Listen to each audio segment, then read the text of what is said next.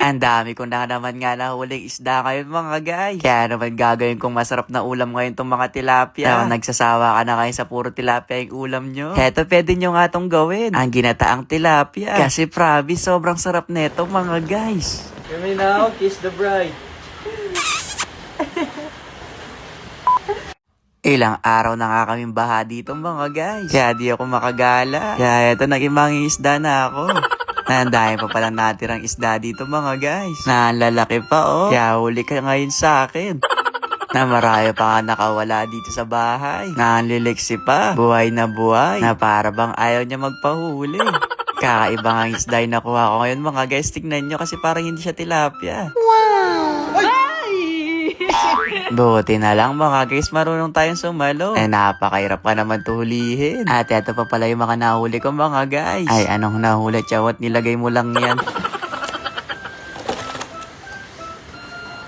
Paulan-ulan pa rin pala dito sa amin mga guys. Di pa din umaaraw. Nakailan kaya tuhihin to mga guys. Kasi sa totoo lang kahit ini-enjoy ko yung baha dito, medyo nahihirapan din kami. Kasi ang hirap ko bilos. Pero parang okay lang din naman pala kasi may libreng ulam naman dito. Shoot! Hear me now, kiss the bride.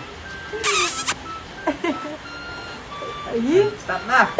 Lulutuin ko rin pala itong mga dala natin tilapia mga guys. Ako nagsasawa na pala kayo sa puro tilapia ngayong ulam ngayong tag-ulan. Eto may share nga ako sa inyo na favorite kong luto sa tilapia. Eto nga yung ginataang tilapia. Na sobrang sarap neto. Sa sobrang sarap makakalimutan mo yung pangalan mo. Chot! Dahil mabilis lang din kasi itong lutuin mga guys. Naipiprito mo nga lang tong tilapia tapos ayun tapos na.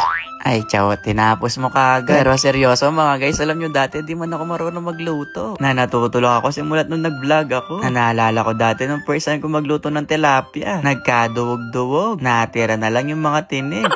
Na dapat pala nilalagyan ng harina. Na eto si Mingming oh, nagmamyaw-myaw na dito. Sabi ko sa kanya, hindi pa luto yung fish. Na eto pa naman yung favorite niyang kinukuha sa lamesa namin. Na walang paalam. Pero ngayon mga guys, nagsasalita siya, nagpaalam na bigyan ko daw siya. Huhuhu. Ang bango talaga ng piritong tilapia no mga guys. Pero alam niyo ako, kahit siguro 1 week na piritong tilapia, di ako magsasawa. Yung bang may kasamang kamatis, toyo, kaya naman bagoong. Na eto na pala yung finish look mga guys.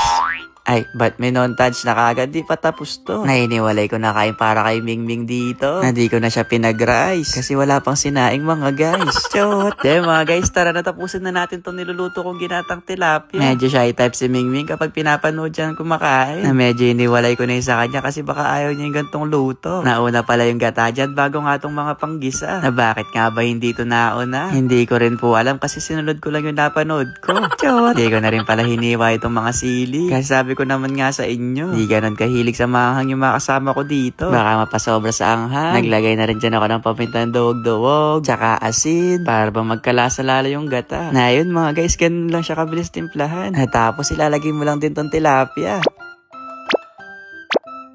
Naglagay na rin pala ako ng pechay para merong ang gulay itong niluluto ko. Na may tanim din si mama ditong malunggay. Kaya naman lalagyan ko na rin to para ba mas lalong sumarap. Kaya transaction ko na to ha.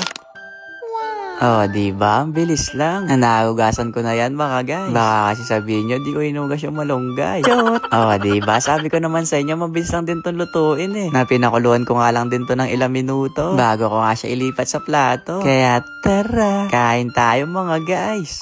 Na hindi ka pa nga nakakapagluto dyan, pwede mo tong gawin. Padadala na lang siguro kita ng tilapia sa bahay nyo kasi marami pa kami dito.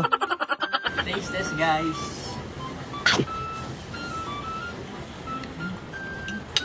Sarap siya.